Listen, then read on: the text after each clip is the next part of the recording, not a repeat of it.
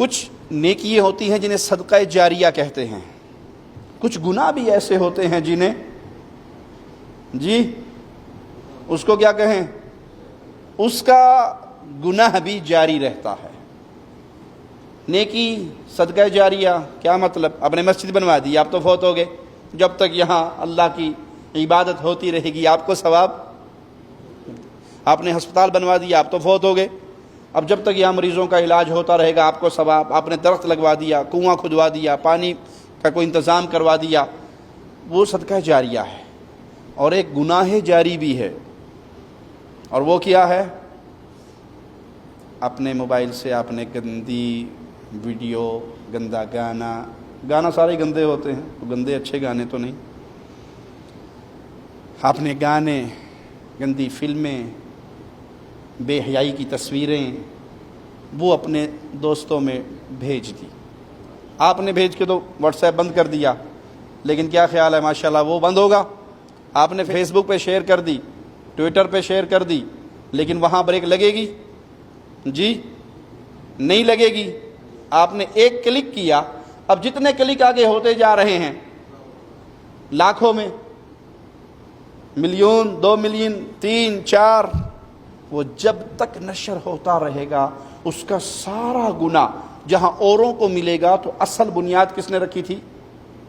آپ نے رکھی تھی، وہ آپ کو ضرور ملے گا۔ یہ جاری گناہ ہے۔ قیامت کے دن ویسے تو دیکھنے میں یہ موبائل نا ہلکا پھلکا سا موبائل ہے، اتنا وزن نہیں ہے اس کا، ہائے ہائے، لیکن اس کا بڑا وزن ہے، اس کا بڑا وزن ہے۔ بھلے وہ سارا وزن آپ نیکیوں میں ڈال لو۔ صبح اٹھو، آپ کے دوست، آپ فجر سے 10 منٹ پہلے اٹھ کے اپنے دوستوں کو سب کو فون کرو، اٹھو بھائی نماز کے لیے، آپ کو پتہ ہے فلاں فلاں بندہ سستی کرتا ہے، آپ انہیں اٹھا دیں نماز کے لیے، بہت اچھا۔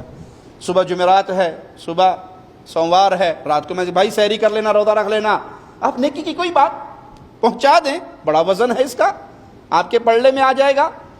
اور یہاں پر ایک جملہ کہوں آپ کو، نیکی کے کسی کام کو کبھی ہلکا نہ سمجھیں، نیکی کے کسی کام کو کبھی ہلکا نہ سمجھیں، جو نیکی آپ کے سامنے آئے اس نیکی کو کر گزریں۔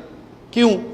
پتہ نہیں اللہ کو کون سا عمل پسند آ جائے، اللہ کو کون سا عمل پسند آ جائے، کس عمل کی بنیاد پہ اللہ کی رحمت آپ کو آ لے اور آپ معاف ہو جائیں۔ آپ کی نظر میں کوئی بہت بڑا عمل اور ہوگا۔ زبیدہ نام کی تاریخ میں ایک مسلمان خاتون گزری ہے جس نے نہر کھدوائی تھی حاجیوں کے لیے، مینا تک ٹھنڈا میٹھا پانی پہنچانے کے لیے حاجیوں کے لیے نہر کھدوائی، فوت ہو گئی۔ خواب میں آئی کسی کو، خواب میں ہی اس نے پوچھا کہ کیا بنا زبیدہ تمہارا، کیا ہوا؟ کہ اللہ نے معاف کر دیا۔ کہا ماشاء اللہ، اللہ نے معاف کر دیا، جنت دے دی؟ کہا ہاں جنت دے دی۔ کہا اچھا تم نے تو وہ نہر کھدوائی تھی نا، بہت بڑا عمل تھا تمہارا، کہاں سے نہر کھدی تھی اور مینا تک پہنچی تھی، اور کتنے حاجیوں نے پانی پیا ہوگا، اور کتنے راستے میں پرندوں نے پیا ہوگا؟ کہا نہیں، کوئی نہر شہر کا کوئی چکر نہیں ہے۔ کہا پھر کون سی نیکی تمہارے کام آئی؟ کہا 2 رکعتیں میں مستقل ہر رات سونے سے پہلے پڑھ کے سویا کرتی تھی، اللہ نے وہ 2 رکعتیں قبول کر کے میرے گناہ معاف کر دیے۔ تو آپ نہیں جانتے آپ کا کون سا عمل اللہ قبول کرے گا۔ آپ کی نظر میں کوئی ایک عمل ہو سکتا ہے پہاڑوں جتنا بلند ہو، لیکن اللہ کے ہاں اس کی ویلیو نہ ہو، اور ایک عمل آپ کی نظر میں راستے سے گزرتے ہوئے کانٹا، کیل، پینچ، میخ، کوئی چیز ایسی نظر آ گئی، آپ نے اٹھا کے سائڈ پہ رکھ دی۔ نیت کیا کی کہ یہ کسی کے پاؤں میں چبھ گئی تو اسے بڑی تکلیف ہوگی مسلمان کو، میں اٹھا کے سائڈ پر رکھ دوں۔ حدیث میں آتا ہے، پیارے حبیب صلی اللہ علیہ وسلم فرماتے ہیں اللہ نے ایک شخص کے گناہ کو اس لیے زندگی بھر کے گناہوں کو معاف کر کے جنت دے دیا کہ اس نے راستے میں پڑے ہوئے کانٹوں کو اٹھا کے سائڈ پہ کر دیا تھا کہ کسی مسلمان کو تکلیف نہ ہو۔